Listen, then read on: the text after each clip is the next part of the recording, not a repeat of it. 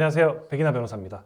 오늘은 최근 선고된 대법원 2024도 3794호 판결을 통해 성범죄자 피해자의 합의금 요구와 관련된 중요한 법리를 살펴보도록 하겠습니다. 사건의 개요는 이렇습니다. 이 사건은 피고인은 모텔에서 중간간 피해를 입었다고 주장하면서 피해자에게 합의금 5천만 원을 주면 조용히 끝내겠다라고 요구했습니다. 이때 합의금을 안 주면 남자친구가 칼부림을 할 수도 있다는 취지의 발언도 함께 했는데요. 이후 피고인은 실제로 중간간 혐의로 고소를 했으나 불송치 처분을 받았고 오히려 합의금 요구 발언이 문제가 되어 공갈 미수 혐의로 기소되었습니다. 원심은 CCTV 영상 등을 근거로 피고인이 몸을 가누지 못할 정도로 술에 취하지 않았고 피해자와 서로 동의하에 모텔에 들어간 것으로 보인다며 피고인의 중간간 피해 주장을 배척했습니다. 이를 바탕으로 피고인의 합의금 요구 행위를 공갈죄의 실행의 착수로 보아 유죄를 선고했죠. 그러나 대법원은 이를 파기했는데 그 핵심적인 이유는 다음과 같습니다.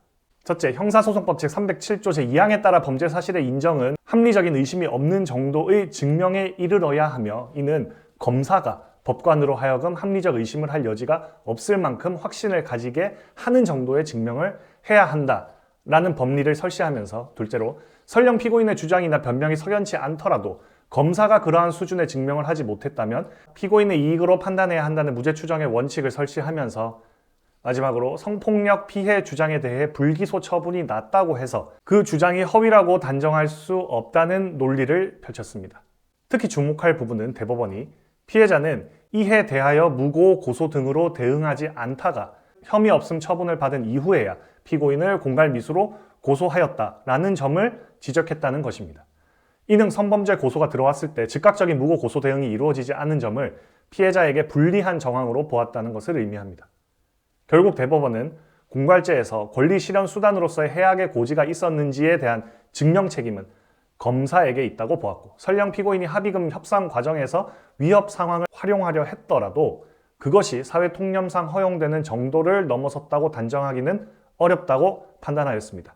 이러한 판례는 향후 성범죄 사건에서 피해자 측이 성범죄 고소에 대해 보다 적극적이고 즉각적인 무고 고소 대응을 검토해야 할 필요성을 시사하고 있습니다. 실무적으로 살펴보겠습니다. 특히 주목할 부분은 판결문 제8조의 내용입니다.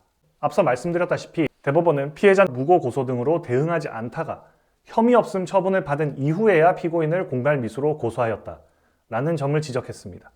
이는 실무적으로도 매우 중요한 시사점을 제공합니다. 그동안 실무에서는 성범죄 고소가 들어왔을 때 수사기관이 성범죄 사건을 우선 조사한다는 점을 고려해 무고 고소는 성범죄 수사 종결 후에 하는 것이 일반적이었습니다. 하지만 이번 판결은 이러한 실무 관행에 변화가 필요함을 시사합니다.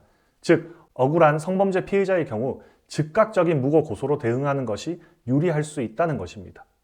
결론적으로 이번 판결은 성범죄 피해자의 합의금 요구가 정당한 권리 행사일 수 있다는 점을 재확인하면서도 피해자로 지목된 사람의 방어권 행사 방법에 대해서도 중요한 지침을 제시했습니다. 변호사로서 성범죄 사건을 변호할 때는 의뢰인이 피해자인 경우 합의금 요구 과정에서의 발언에 신중을 기하도록 조언해야 할 것이고 의뢰인이 피의자인 경우에는 필요하다면 조기에 신속하게 무고 고소를 검토하는 등 보다 적극적인 대응 전략을 고민해야 할 것으로 보입니다.